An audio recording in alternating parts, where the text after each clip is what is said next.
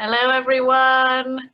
I'm just introducing with Dad our second talk with a guest, which again is incredibly exciting and someone who we both think is amazing. And I am again going to hand over to Dad to introduce them properly, because again, in the recording, they just got straight into chatting, which is great. But for anyone who might not know who this guest is, Dad, could you please tell us a little bit about Dave Mckean? Okay, Dave is a brilliant artist, and I was introduced to him by Ian Miller. But before we were introduced, before I knew him, I collected his work as album covers and been thinking, this is amazing work. I ought to one day check him out. But because we hadn't met, it didn't register until after we did meet. And I thought, yes, I have this whole collection of album covers. He's designed album covers. He's worked on graphic novels. He's made a number of movies. He said he's on his fourth. They're very interesting, very well worth looking for. He's a musician, a writer. I'm really jealous. I think we'll have to have him bumped off. It's amazing, isn't it? Because like when I've been telling people about the talks, whoever I talk to and whatever they're interested in, know him from something or other. If it's someone in film, they know him from films, or if it's someone into, you know, comics and graphic novels, that's how they know him. So it's sort of amazing, isn't it? You don't tend to think that, I suppose, as a creative, you can spread yourself out that much and still have an impact in every area. Yes, well, he's amazing. In the interview, he describes himself as a creative, which is Japanese, the Italian word for someone who covers. No, that's the English word, Dad. The Italian word is creativo. Creative is English. Okay, well, you can only say that because you're in Japan. I don't know the Japanese word for that. A few months in Florence working as a creativo on the Puccini Festival. So no, I wasn't. I was a costumista. Do you remember? Oh, sorry, everyone. Skip ahead if you don't want to listen to Dad and I talking and want to get straight to Dave. But I just remember this one thing that really reminded me, seeing as we're talking about the word creativo and costumista, is I remember one of the guys that I was working for there saying that his mother-in-law would try and communicate with him, but she didn't know any Italian, so she just put O at the end or A at the end of like words. So she was saying like, "Where's my bag? My bag."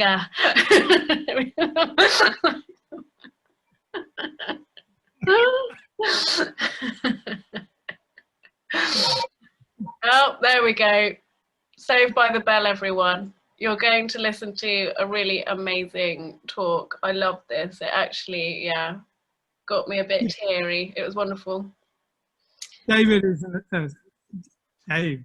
an astonishingly talented and smart person. It was a real pleasure talking. So enjoy, everyone. Bye-bye. Recording now. Okay. Yes, I like a lot of the German Expressionist movies, Gollum and Nibelungen. Yeah. Murnau is my hero. I think he's one of the most amazing directors there's ever been, and the images in Faust. I just think every single shot is a masterpiece. His wife did the sets, didn't she? Fritz Lang's wife. I'm thinking. You're thinking of Fritz Lang. Thea von Harbaugh wrote the scripts and I think did other jobs. But Murnau was gay, so I don't think he was married. That was then. Okay. I respect that. Yeah, but I just thought the sets in Gollum were just amazing. I mean, incredible. Good. Yeah, and there were a few films that were made that were actual expressionist films with painted sets and distorted windows and odd-shaped doors, and the whole thing was a sort of psychological space. It made no sense, but it was sort of flattened out, but made of these expressive shapes.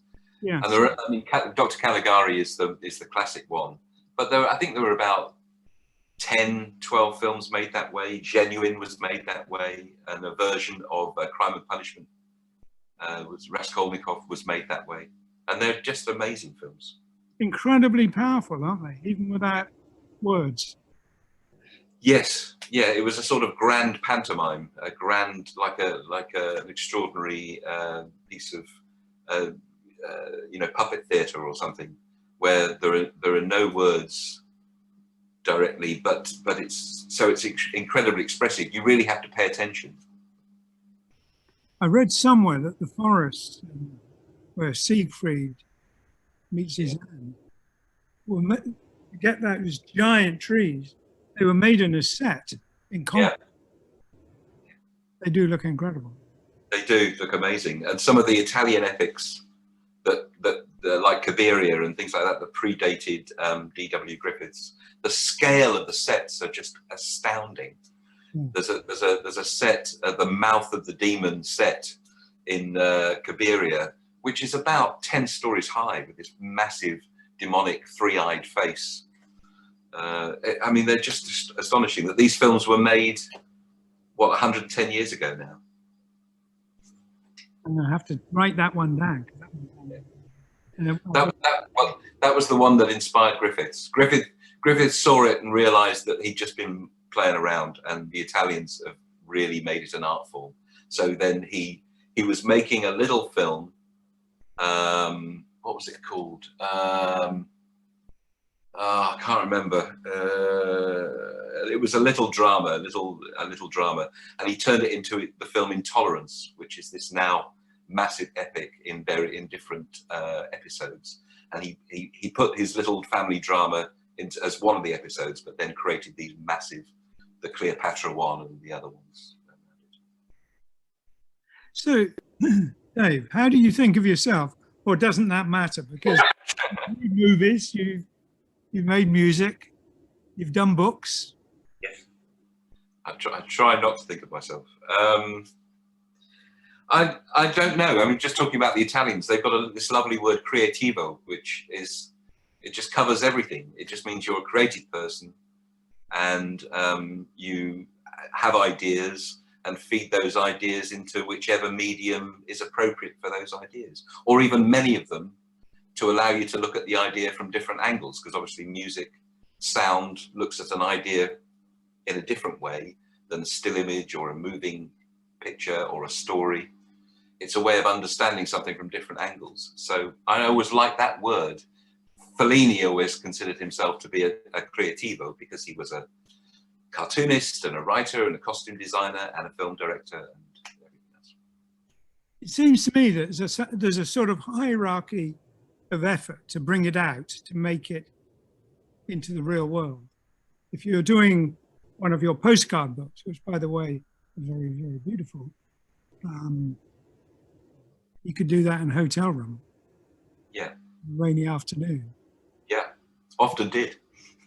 I was wondering, because it had a sense that you were in a place where you had a lot of fun, but there were times when you didn't quite know what to do with yourself, and you made something extraordinary. Yes, but that was certainly something to do with it. It started because I went to Vienna with my family, so wife and 2 children, and we wanted to have a nice time and a family holiday, but I wanted them to see the Gustav Klimt paintings and the Chile drawings and all of those sorts of things, Alfred Kubin. And my kids are patient with me, but they're not infinitely patient. So to give us all something to do, I bought them all sketchbooks. We had sketchbooks. And so we all had our own sketchbooks. So wherever we went, we made little drawings of our favourite Klimts and things like this.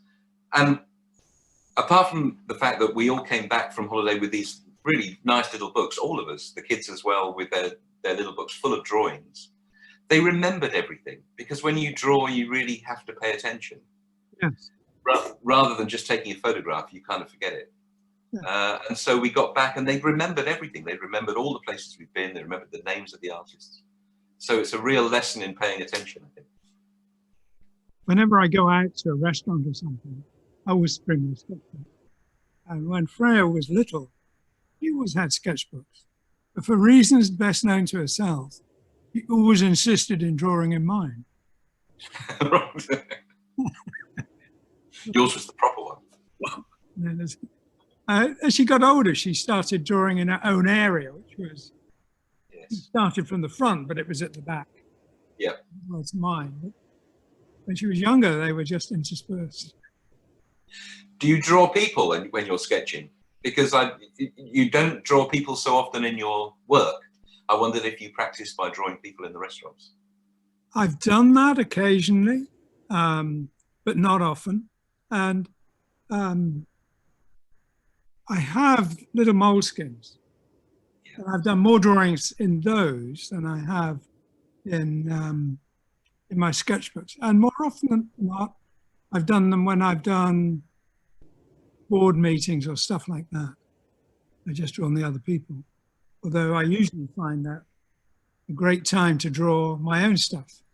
So When you're bored in a board meeting, yes, I can see that. no, actually, it's to help pay attention. Yeah, right. Yes. No, it works. It works. If I'm drawing, I'm paying much more attention than if I'm trying to pay attention. Yeah. Great. So, how many movies have you made now? I've seen 2. Is that right? Well, I've made 3, and I'm working on another one at the moment.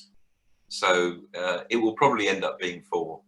It's becoming harder and harder to raise the money to make these things, and they are torturous to make. So I think I might stick at 4.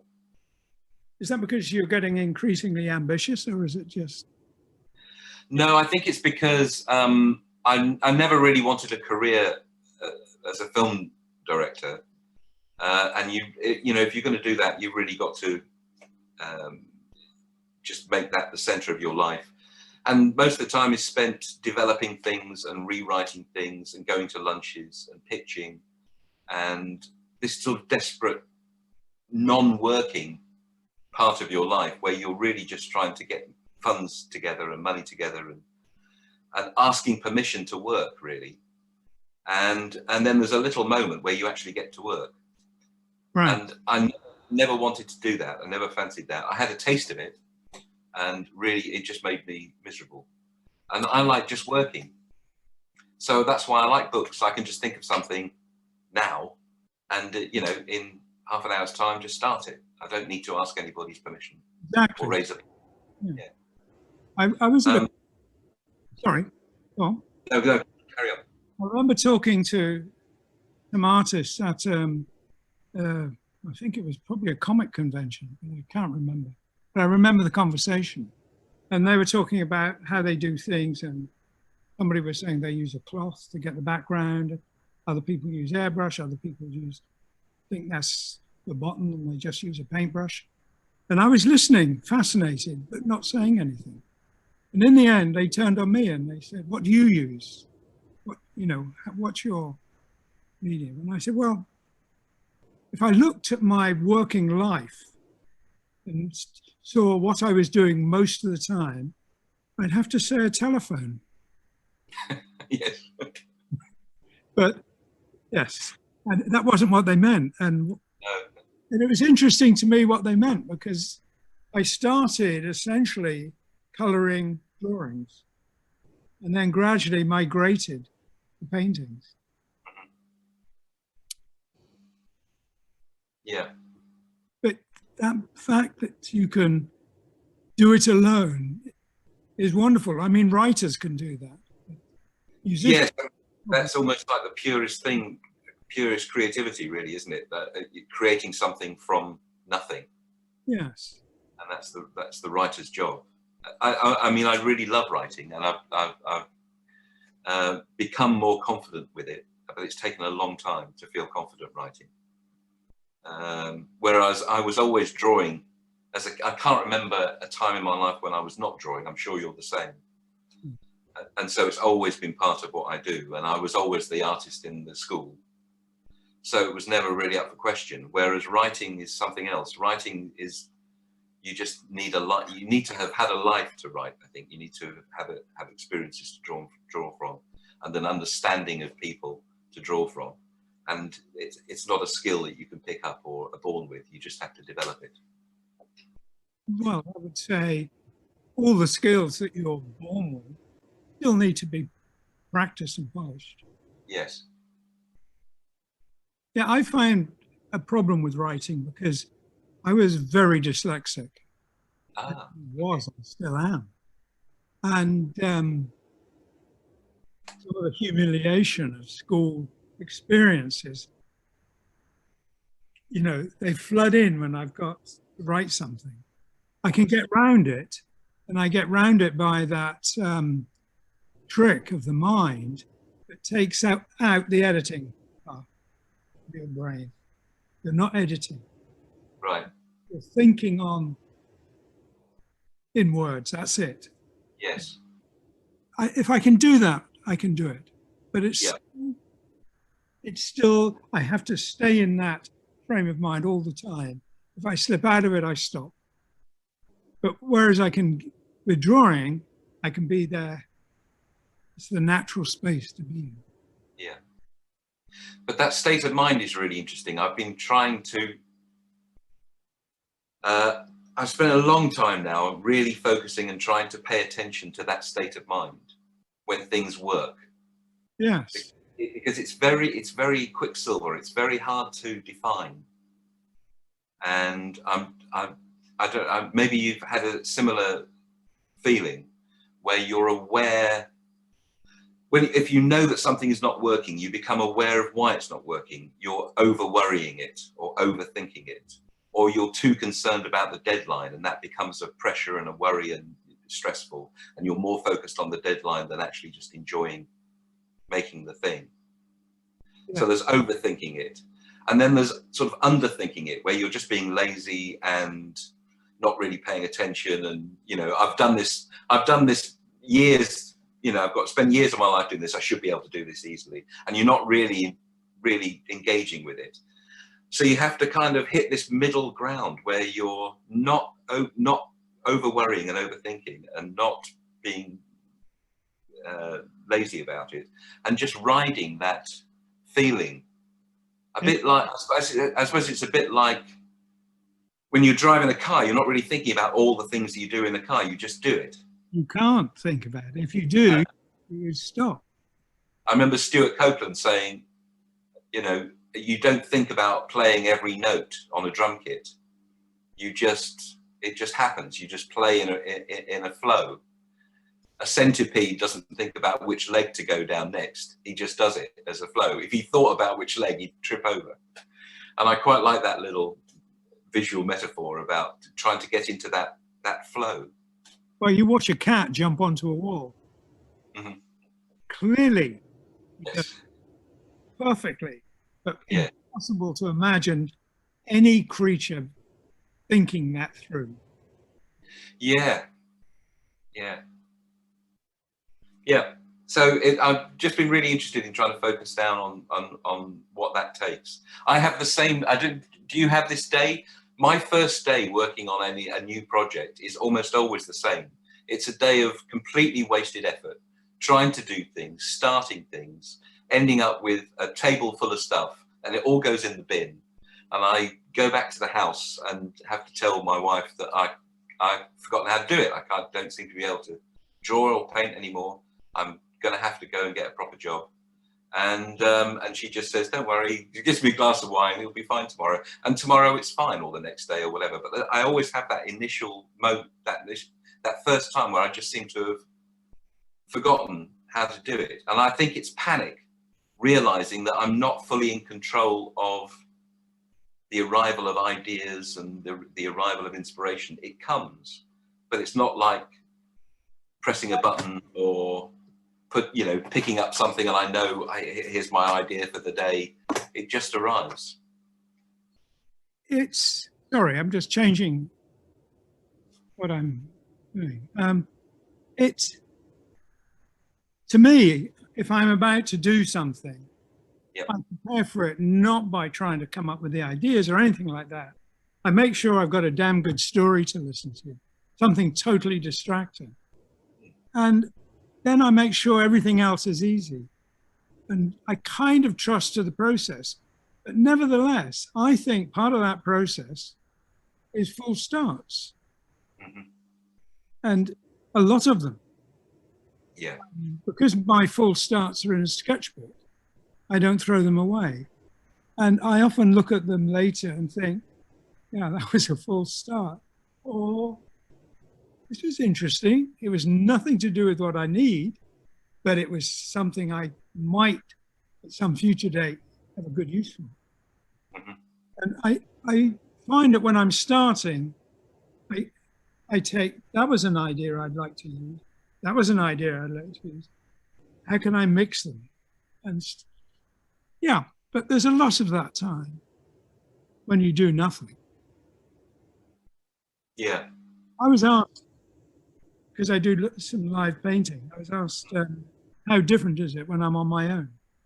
And I said, when I'm on my own, I feel free to wander off. You know, I might go and make a cup of tea that takes half an hour, or I might just go for a walk and come back. If I'm doing it live, I can't do that. And those times out can be sitting back and looking at it for a minute, or they can be, as I say, I go for a walk. Do you feel an obligation to get it right? I think that's what would frighten me doing online drawing and painting, is I get so much of it wrong. And I'm happy to do that because it's all part of the process. But I would feel an obligation to not do that, to get it right if I'm being watched. I do at festivals. If I'm at a table and people ask me for a sketch, I have an obligation to get it right. And so I tend to play it safe. And so it's not much fun for me. Whereas when I'm on my own, I have a lot of fun, but I get a lot of things wrong. I find it doesn't work unless you're having fun. If I'm not having fun, I'm not doing it. And no point carrying on in a way. I have hardly ever drawn in front of an audience that's there. These are online. Yes. On the few occasions I have done it, people have asked me to draw something specific. So wondering what to do rarely comes into it. I do remember one notorious occasion, I signed something and they asked if I could do a yes logo. So I drew the square one. And they said, no, not that one. I want the curvy one. And I thought about it. I said, I can't. And they said, why not? I said, I can't remember how it goes. And they said, that's ridiculous. I've done that 1,000 times on my sketchbook. And I said, well, my problem is I only ever did it once. So. And I'd have to think about how rework it out. Yeah. I think the funniest thing I've ever seen with live drawing, fortunately it wasn't me. I was with a friend of mine, Kent Williams, who's an amazing painter, draftsman. I mean, extraordinary painter. But he was asked, he was given this big sketchbook, and it was a sketchbook for one of the original Walt Disney animators. That he was about 90 years old. They were getting this big sketchbook together of drawings. So there was pressure, and they asked him to draw something, Mickey Mouse or something. And Kent Williams doesn't draw Mickey Mouse. He draws these sort of very realistic and dark allegorical pictures. And he started to try and draw Mickey Mouse in this sketchbook. And the more lines he put down, the more miserable this mouse looked, and the more appalling and drug-addled, and it was just awful. And everybody around was starting to sort of smile a little bit and watching desperately as Kent started to panic and the sweat appeared as he tried to turn this mouse into something that didn't look so degenerate. And the worse it got, we were just on the floor laughing at the end of it. It was so funny. But I've never seen somebody sort of collapse on a piece of paper so much. Yeah. It's a wonderful experience. I don't think he's ever got over it, the trauma of doing that. Well, I guess hopefully he could laugh too. Yes, the next day maybe. I think then I don't think he slept that night worrying about this dreadful thing that he put in a book. It's like a curse in a sketchbook. It is, even when you do all right, the aftermath of something public tends to be very embarrassing. Yeah. I do dwell on those things, unfortunately. Yes. Those bad experiences. Yes. So have you found the painting?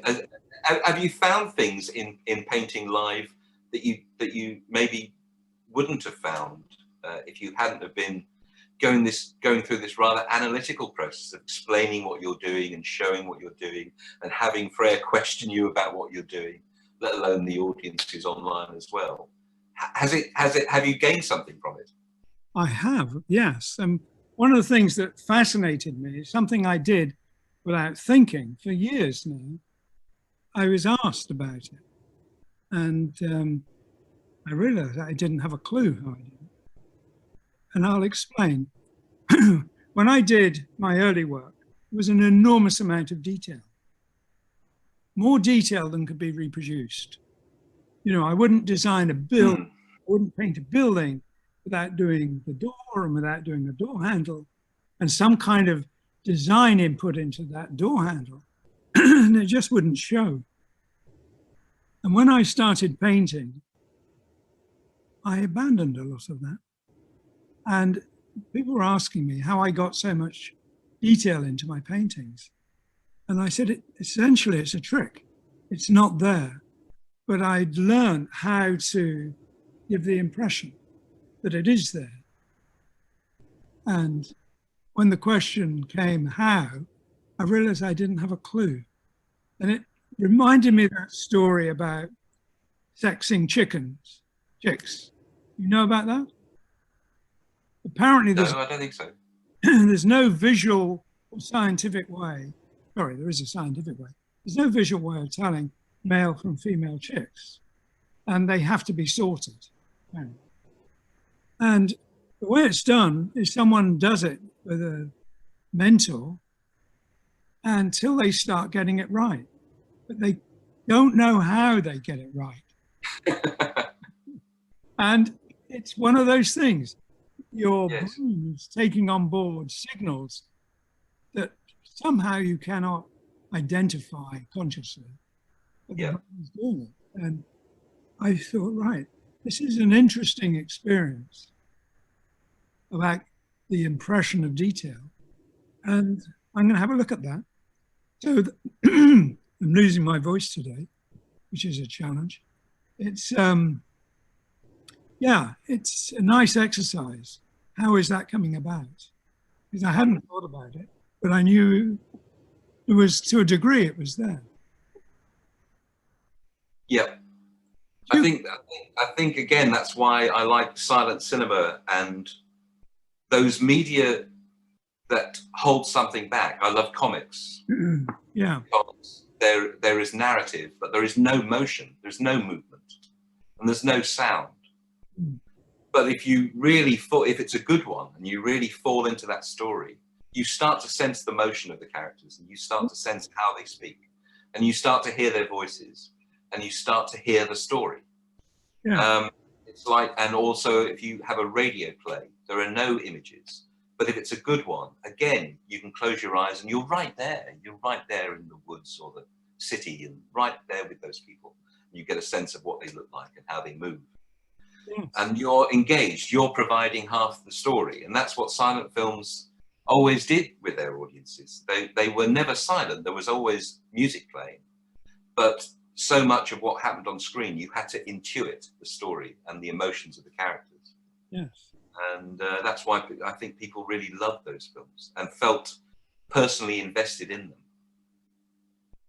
Well, you said close your eyes and you can see it, but of course you can listen to a fantastic story when you're painting or driving. Yes. Your eyes won't help. Yeah. You can do it at once. You can when you're, see it and then see what's out there. Yeah. So when you're painting, do you listen to, what do you listen to? Do you listen to music, or do you listen to words, or what do you listen to? If I'm about to paint, I make sure I have at least one, maybe two or three really good stories, depending on how long it takes. You know, a typical novel is about 9 hours. Lord of the Rings is probably 30 hours. Right. Sorry, that's my phone going. It will be picked up. There you go. See, I have minions that do that. I don't need to pick up my own phone. So Claire presumably doesn't yet. Yeah. When I'm writing, I can't listen to words. That's the only thing. That's my only rule. I like instrumental music, and I watched I was a big fan of Anthony Minghella before he died, and he was a great teacher in as much as everything that he wrote and all of his director's commentaries and all of his interviews, they're great sources of insight into creativity and all of those sorts of things that he had to deal with. Right. And he talked a lot about the specific music that he listened to. And he listened to Bach a lot because it's very ordered. Yeah. And it works. It orders your mind. If you listen to Bach piano pieces or quartets or whatever, there's something about the mathematical nature of it that really helps order your thoughts. So that was really useful. I have music like that to listen to. Ryuichi Sakamoto is one of my Oh yeah, beautiful.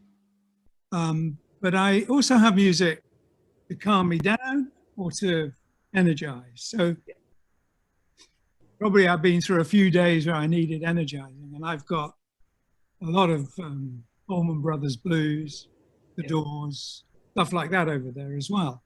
So yeah, it's besides being a fabulous pleasure, it's also a useful tool to manipulate state of mind. But when I want to be distracted, which is not what I want when I'm occasionally writing, but when I'm painting, I do want total distraction. So, that's interesting. Yeah, and you're being distracted from what? From having conscious thinking, screwing it up. Yeah. Well, I think that's what I've been trying to pay attention to on these times when I'm realizing that it's not working and why it's not working, and it is about overthink, and it does help. You're right. It does help to distract yourself in some way, so that you can just glide, and your mind is also engaged in this other thing. It's a strange little mind game we play with ourselves. Do you have a notebook for ideas? Well, I have sketchbooks all the time. I've got loads of them kicking around here, piles of them. And yes, I do make notes all the time.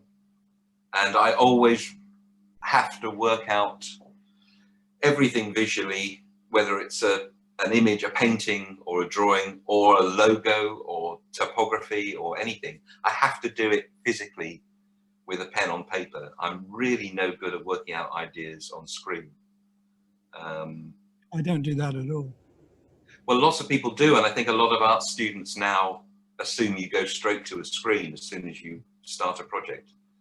And I guess if that's how you've always done it, well, maybe you can make it work. Maybe that's fine. But I just can't. There's something about making connection with paper physically, and the mistakes that happen and the awkwardness of the lines, that it kicks off so many more ideas than working in digital, strict space. I love paper. Yeah.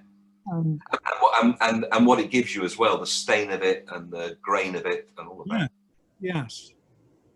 Everything about it. I work from very rough watercolor paper, very heavy rough watercolor paper, through to very smooth detail paper, which is very cheap paper. Yeah. But I love the fact that I can rough something out, turn a page, see what I've done, and think, okay, I need a bit more mass here, turn a page, a bit of detail there. And it gradually, 20, 30, 40 pages comes about. And that works for doing, like you say, a logo or a letter form or some detail of a painting or even the whole image. I've seen you talk a little bit about gesture before, and it's all about that, isn't it? It's making those gestural lines and marks, and that's where the inspiration comes from. Well, I was thinking, your gestures are so good. I couldn't imagine you would literally fill up a waste paper bin of your starting work. They're here. No. They're really not worth it. No, it's a funny thing also when you're drawing. There's something. I mean, I can only describe it as magic. Now, I'm not I don't believe in anything supernatural. I don't believe in magic. But there's something about a drawing, and you can make the drawing. It looks perfectly fine. It looks like a face. It maybe even looks like the person that you're talking to, but it just looks dead.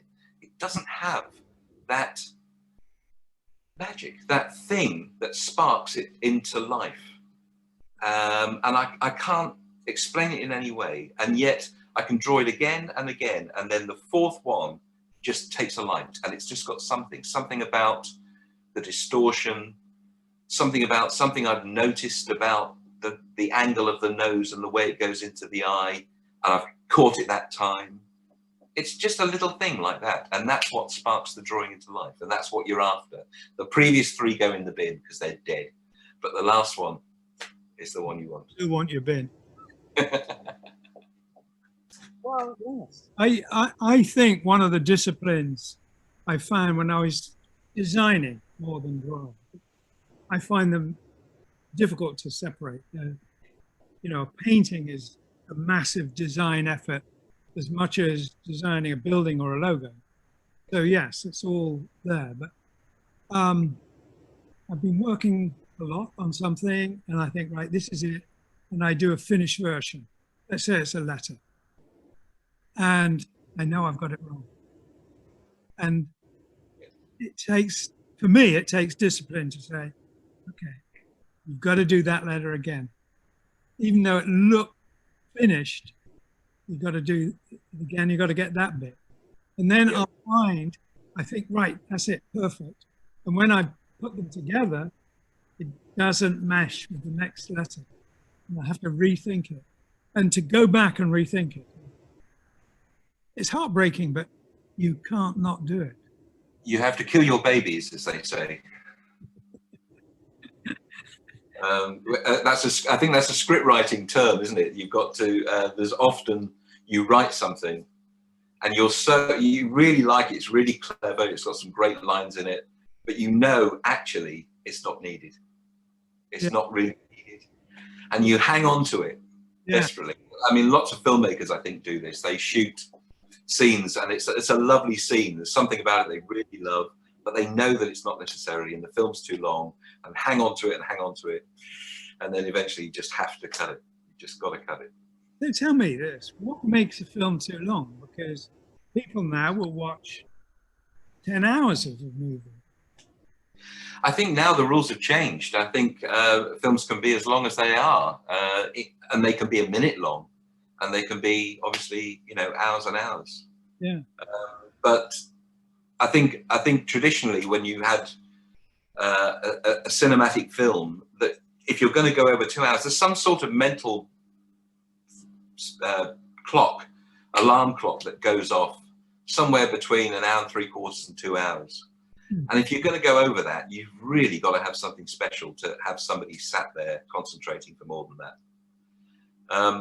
I think, lots of people talk about that. I know John Cleese is really good about creativity, and he's very good about explaining his process and how he's found a way to generate the most ideas, to do the most intensive work, to work in the very highest most effective way that he can. And he talks about this open mode and of when you're open to receiving ideas. And so he books himself time, and it has to be, can't be too small amount of time, because then you never actually forget all the chores you've got to do and all the rubbish in the rest of your life and all of that sort of stuff. You've got to just be able to leave that behind and know you've got a good time now devoted to cracking this problem and working on this thing. But it can't be too long an amount of time, because then you never get round to it. It feels open-ended, it feels unfocused, or whatever. It's an amount of time. And I think he said it's something like 3 hours, something like that. It's an amount, 2 to 3 hours, where he's going to write something and do something.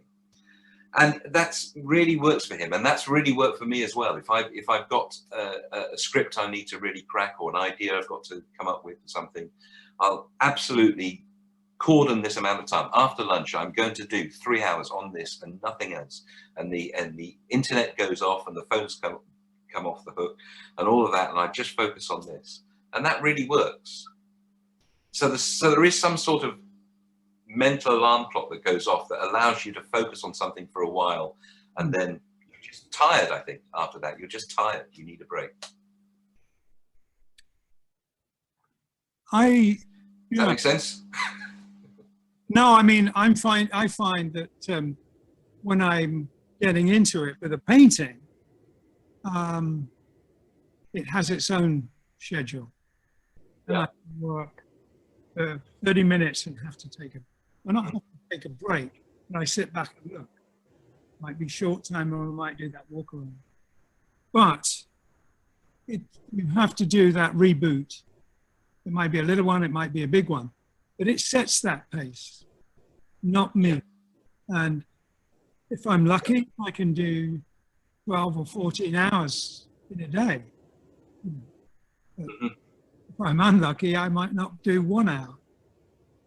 But I usually can manage to be putting some serious amount of time, because it's very relaxing. And I tend to do it when I'm on my own, like at the weekends, when I'm not busy. And that works for me. I love to clear the decks on a Friday. Okay, do all it's not so much the... Yeah, it's not so much... I was going to say, it's not so much the doing of it. No. When you can relax into it and spend all day on something. It's the coming up with those core ideas. Yes. You really have to try and generate from nothing and solve the problem, from which you can then make the painting or the design or the drawing or whatever. But coming up with those core ideas, I think really takes a focused amount of time. I mean, you can spend all day on it, but I think you'd be wasting most of it. But that focused 2 or 3 hours is what seems to work. Yes. I'd never read Stephen King until relatively recently. And I was astonished how engrossed I became in one of his books. And I found it fascinating to listen to his book on writing. That was as engaging as any of his novels. And to hear that insight into the creative process was amazing. Yeah, I think anybody who's, I mean, you know, it's a bit like Anthony Minghella, any of these people who really pay attention to what they do and how it happens. Yes. I always think it endlessly fascinating.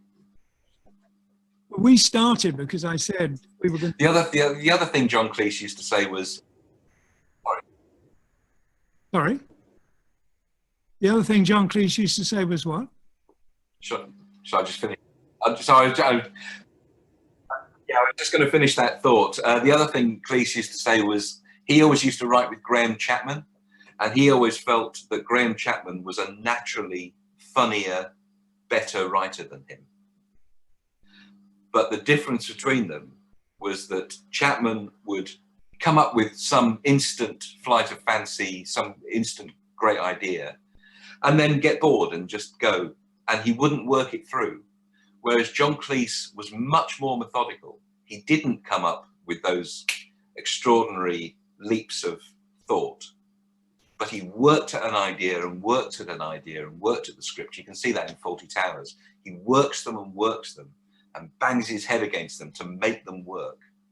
And that's why, in the end, his writing tended to be more satisfying because it was thoroughly worked through. But he was totally convinced that Graham was a naturally better writer. It's one of the things we discussed the other day was, I'm sure it happens to you an enormous number of times. People ask, where do your ideas come from? Yeah, yes. And that's that answer, isn't it? It's, you have to make space for them to come. Yes, you have to be available for them. And trust that they will. And not worry them and bully them. No. And it's sometimes hard to do that because it does feel out of my control. I have no idea why the idea just arrived. I can look at it in all kinds of different ways. You can look at it in the way that the brain works. It is about firing a new network. You can look at it in terms of, breaking the idea down as to what makes an idea. It's not a single thing. It's two things rubbing against each other. That's what makes an idea.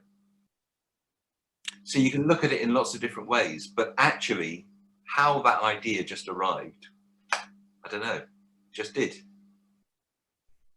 Do you ever read Neil Bohr's gunslinger theory? Neil Bohr's? Yeah. Niels Bohr? No. Tell me. 120 years ago now, I guess. He said that the two gunmen, they're in a duel. The one who draws, if they're absolutely equal physically, the one who draws first will lose. And his logic was, he's thinking about it. And the other one is reacting. And the part of the brain that does the reacting is far more efficient than the part of the brain that does the thinking. That's interesting. And yes, that makes a lot of sense. Yeah. Because the worst thing you can be given as a brief is just do anything. You've got nothing to react against. Whereas my favorite briefs are put me in a box that I've got to fight my way out of and respond to. Right. I'm going to do a finishing off of that first thought, though. Okay, sorry. No, it's no order to this stuff. If you are working hard, trying to figure something out, my usual example is something like a quadratic equation. Your brain isn't working as hard as when you're daydreaming. That's counterintuitive. And the way people can tell that their brain is working harder when you're daydreaming is the way you test all work. It's the heat generated.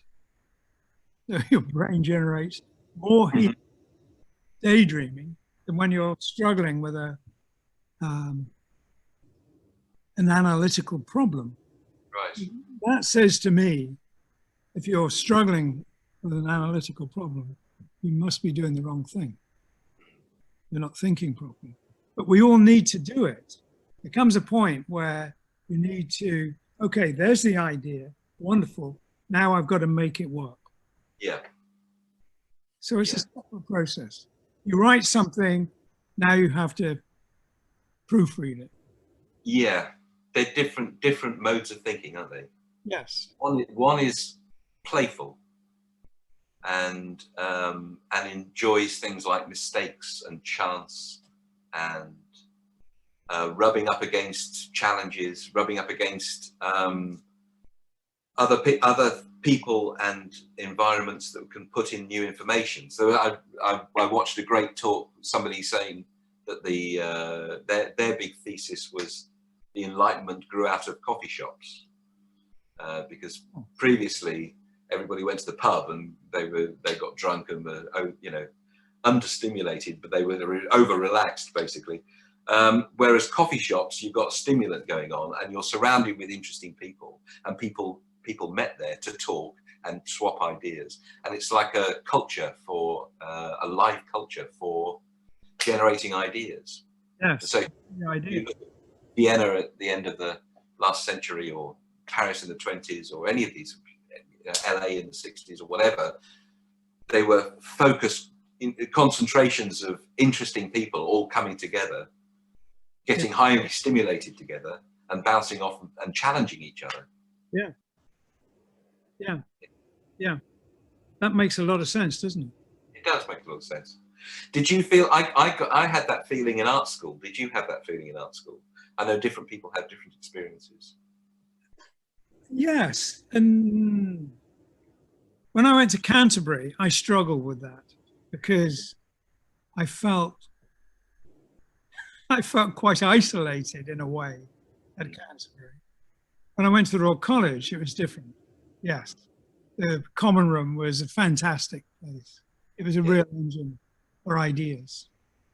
And the notion that there was much more freedom to screw up, and that was essential. Yeah. You know, I remember being taught at Canterbury, stop talking, concentrate. And thinking, even then, without any other knowledge, that's just wrong. Yes. You know, absolutely wrong. It isn't susceptible to that kind of rigidity. You know, I've talked to people about talking to children, teaching children. I was asked once, how do I teach children? I did a talk to a lot of primary school teachers, and I said, read to them, take their mind off it. But if they're talking and they're doing it, I think they'll do it. You know, they might ask for help, great. But it's not a machine that needs a lot of starting. You know, kids do it. Crayon, we do it. I think all of those things that encourage play, music and activity and story and are wonderful ways of getting the brain to think and generate ideas that can then go off in lots of other directions. It's such a shame to me that those arts are so undervalued in education, and increasingly so, I think. You think? I think so. Did you know? Well, music classes are being active. Did you know Ken Robinson's talks? Yes, I certainly saw his talk, and I from that talk, I was so inspired by that talk. I looked up some of his other editorial writing. So yes, sadly died recently. Yes, he did. Yeah, if anyone else is listening, hopefully there will be. You can see his talks on TED on education, and they're very inspirational. Yes. Yeah, there are very few people who, in that field, have the sort of breadth of vision to be able to stand back and have a grand view on what it's for and why we should be doing it, rather than noodling away at little changes and dealing with problem issues, but have a grand view. And he really did have a grand view. I think we have to rethink education, but I think we also have to rethink, from a different point of view, art school education. It seems to me that when you have an idea, bringing it into the world requires knowledge and skills. And if you have an idea, no matter how brilliant it is, it's a tragedy if you don't have the wherewithal to interpret it and to build it or to make it or to draw it. Yes. It also takes engaging with the world.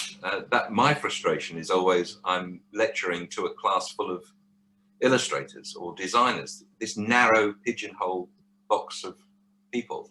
Yeah.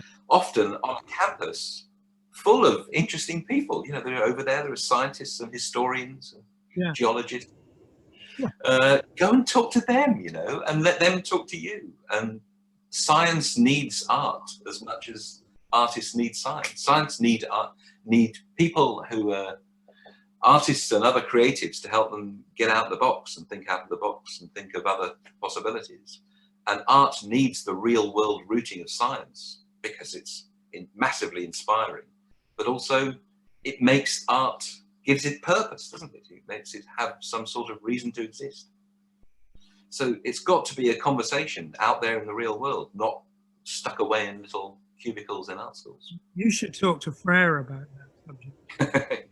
She did 2 courses. She did scientific and natural history illustration at, well, her school was in Blackpool, but it was part of Lancaster. And then she went to Central St Martin's for a postgrad, doing an art science course. And it sounded wonderful.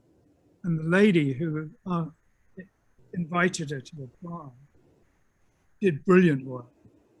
But the way it was run was weirdly unimaginative. It was essentially saying, oh, this is a very interesting piece of science, replicate it, kind of way. So it was just using it as a subject matter, not actually engaging the mind of the students at all. I thought it was odd that it wasn't really about science. A missed opportunity. Very much a missed opportunity. But I agree with you. The way of thinking, I mean, if you talk to scientists about where do you get your ideas from, they're going to say the same thing as a writer or a musician or an artist. You know, if you have the space, they'll come. Yes. But the great thing about talking to scientists is that they have these other layers of understanding of things. Yeah. If you somebody who's sorry, what? They have the discipline. They have the discipline, but just I mean, there's a great Feynman lecture, Richard Feynman lecture, where has an artist friend who says, you know, you want to, that's the trouble with you scientists, you want to analyze everything and take the magic out of everything and break it down into its component parts. And Feynman's response was always, look, I can enjoy a flower, the beauty, the aesthetic beauty of a flower as much as anybody. But also there's this level of understanding of what's going on within the flower, the cellular structure, the flower's relationship to an insect, the fact that this insect only goes to this flower, that means that this insect actually has a sense of color, and just, you know, the world is opening up, and it only makes an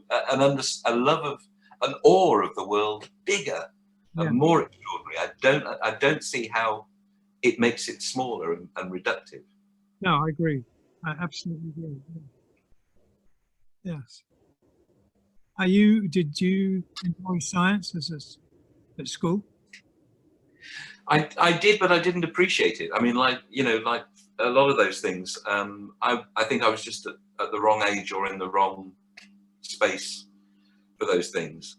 Since then, so I didn't pay attention. I loved the natural world. I've always loved drawing birds and animals, and I did that when I was very, very little. I've always done that. Yeah, me too. I was always in awe of space and the planets and the stars and the sheer scale of everything. So I never had, I always loved all of that, but I didn't really pay attention to my science classes. And then I did a book, I spent a year doing a book with Richard Dawkins, and there were a series of chapters covering different scientific questions. So I basically went back to school. I went to my kids' head of chemistry and head of physics and said, look, I'm doing this book. Can you talk me through the periodic table and the Newton's experimentum crucis and the light passing through a prism? And can you just delighted to do it for a thank you in the book at the end? And it was amazing. And I'm sat there as a sort of, 40-odd-year-old adult going, why did I not pay attention in class? This is amazing. So you've just got to be in the right frame of mind. And it's got to be taught in the right way, I think. Well, everything. That comes down to everything, doesn't it? Teachers that don't engage are a problem. Yeah. I've always thought that another problem is this. It's the same problem as the little pigeonholes in art schools. Dividing the subjects up like this into little pigeonholes, I don't think that's right either. No. I think because everything every subject is affected by everything else. You could take any historical event or any natural phenomenon or anything in people's lives, something that actually affects their lives, birth or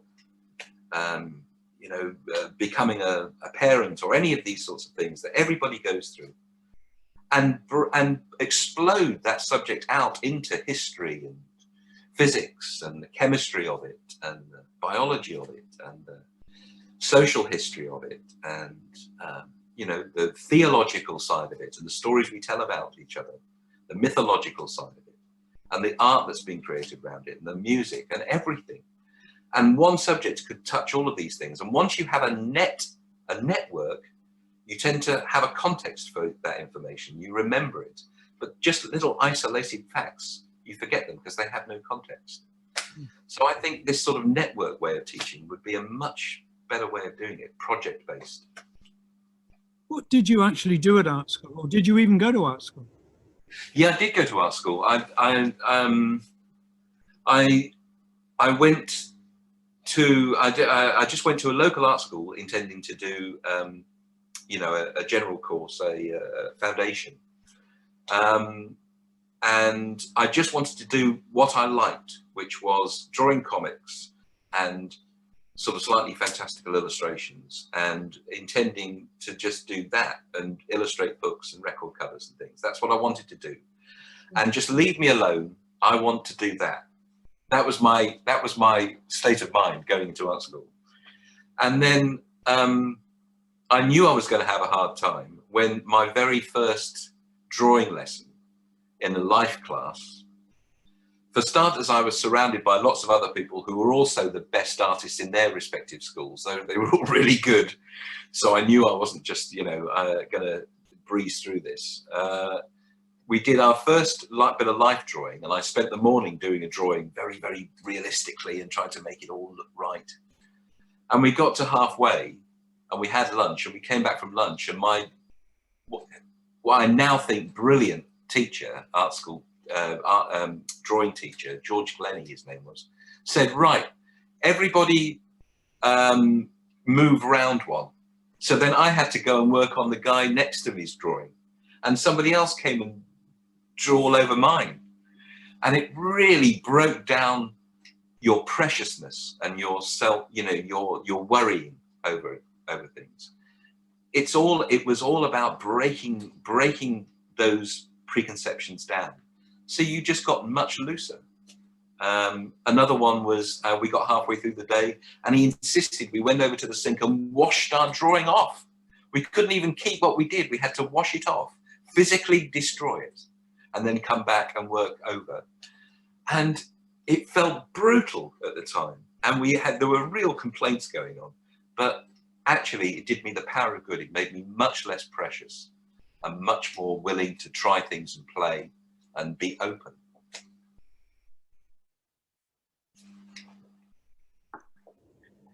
I remember starting at art school doing a life drawing class and being hugely embarrassed about the process. But I got hoiked out of it by the principal because I had O level, okay, about the lowest level you would even consider being relevant.